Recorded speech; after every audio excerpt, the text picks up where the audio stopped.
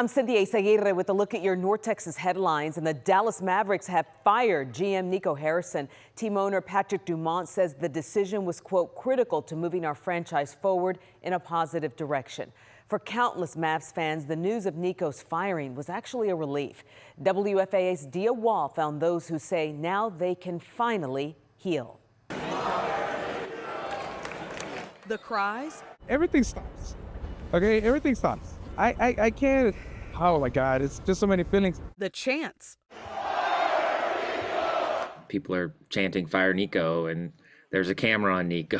I actually started to feel kind of bad for him. Now, some closure as the Dallas Mavericks fire Nico Harrison. We all want him out of here so we can start healing. It's setting the universe right. It felt like it needed to happen. Mavs owner Patrick Dumont telling fans in a letter, "You deserve transparency and a team that reflects your spirit." So is Dumont going to resign? No. Okay, he's not going anywhere.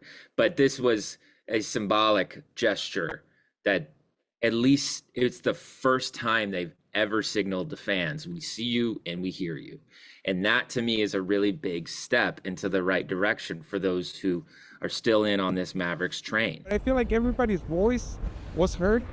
All the chants on the stadium, social media, everywhere. I feel like somehow they heard us. What's Nico's legacy here in Dallas?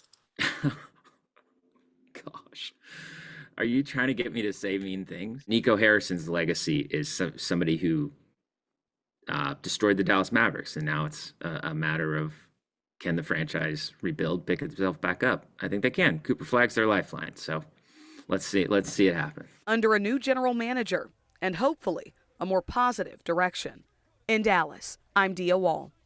In Tarrant County, we've been reporting on a dangerous intersection for several months, and now it's being blamed for 2 more crashes in Fort Worth. Both crashes happened over the weekend along East Berry Street, where there have been multiple incidents of cars slamming into homes. Neighbors tell Brittany Costello something has to change. These are part of a growing album. Pictures of a problem people on East Berry Street in Fort Worth are working harder to document. This is just an everyday thing for us up here on Berry. Jeffrey Ross grew up on this street. He knows the traffic on this road can be dangerous. Matter of fact, there it is right there. I was backing out and the dude come out a little rudder, hit me right in the back end. It doesn't really matter who you ask. Something needs to be done. Speed on this street is part of that problem. Lottie Mitchell says people go much faster than the posted 35-mile-per-hour speed limit. 50, 60, whatever they want to. In the last several months, drivers have crashed over and over again, sometimes in the street, one time into a house, and another time a car plowed down a woman's front yard gate before crashing into a parked car. In this 3-mile stretch of East Berry from 820 to 287, there have been nearly 70 crashes this year alone. Texas Department of Transportation data reveals in close to half of those, people were injured. One person was seriously injured. That does not surprise the people who live on this street. People who say they don't know what to do. How they come out those side streets, I'm afraid that they're going to run into my house. Or who to turn to. Like I said, what you do when you live here. Sometimes you think about it and sometimes you don't. Councilwoman Deborah Peoples told us in late September she's working with the city to come up with a solution. We reached out to the city and councilwomen who represent this district again today. They did not respond to us. Somebody's eventually going to get hurt or even killed. In Fort Worth, I'm Brittany Costello. In Dallas, we've learned the name of a man accused of shooting someone on a DART train. Police say on Friday, Lamon Wynn shot someone on a train near the Ackerd station in downtown Dallas. Wynn was arrested the next day.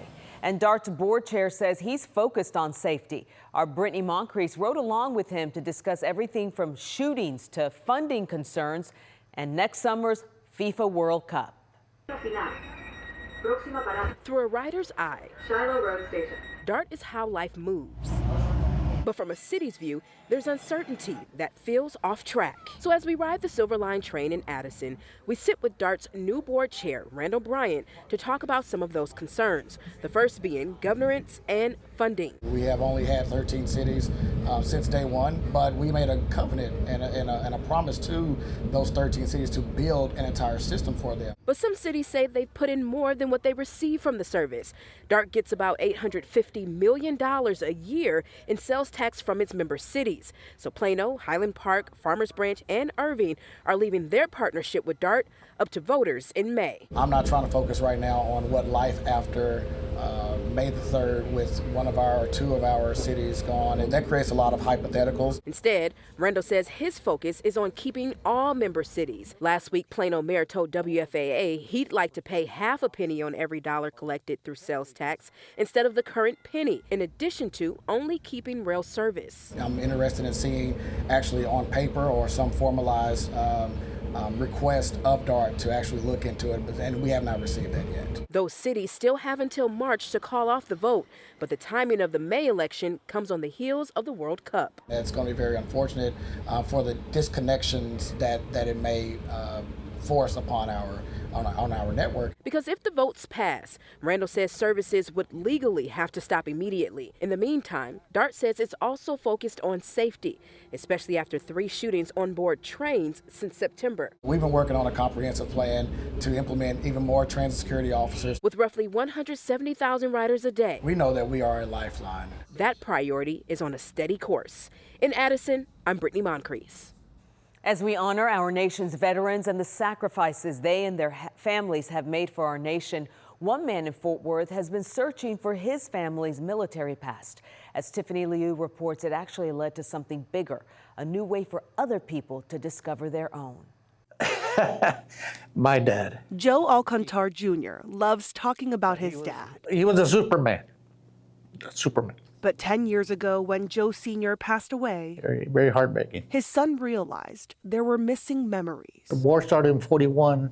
He went from 42 to 45. A gap in the years of World War II. My dad left on a certain date. He was in Africa, Austria, France. That's all Joe knew. Okay.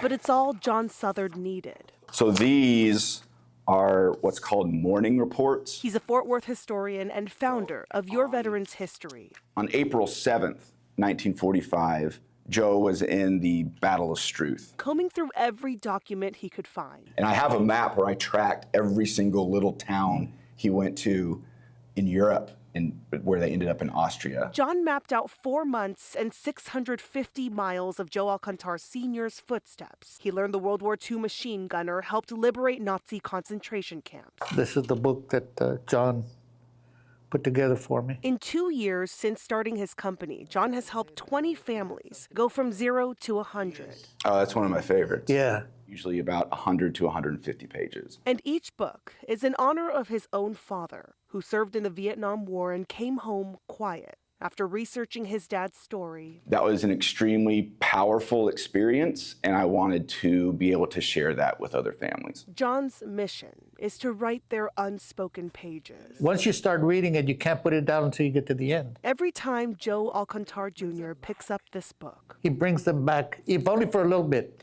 but he brings them back. it feels like his dad is here. Every veteran has a story worth telling, and we want to tell it. I'm Tiffany Liu. There he is. And those are your headlines from North Texas.